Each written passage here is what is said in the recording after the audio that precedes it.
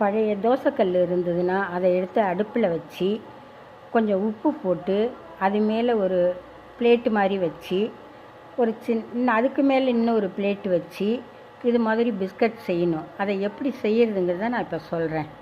2 cup கோதுமை மாவு, எடுத்த கப்பாலேயே 1/2 கப்பு ஜீனி, அதில் 2 ஏலக்காய் போட்டு பொடி பண்ணி வச்சுக்கிட்டு, பட்டர் 1/2 கப்பு, தேங்காய் 1/2 கப்பு திருவி அதை வறுத்து வச்சுக்கணும், வதக்கி வச்சுக்கிட்டு எல்லாத்தையும் போட்டு நல்லா பிசைஞ்சிக்கணும். பிசைஞ்சி அதை எடுத்து இது மாதிரி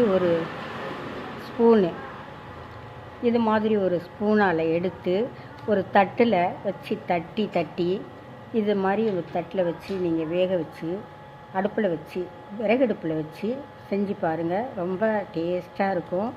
கேஸ் மிச்சம், ஓவனில் வைக்கிறது மிச்சம். உங்களுக்கு இது உடம்புக்கும் நல்லது.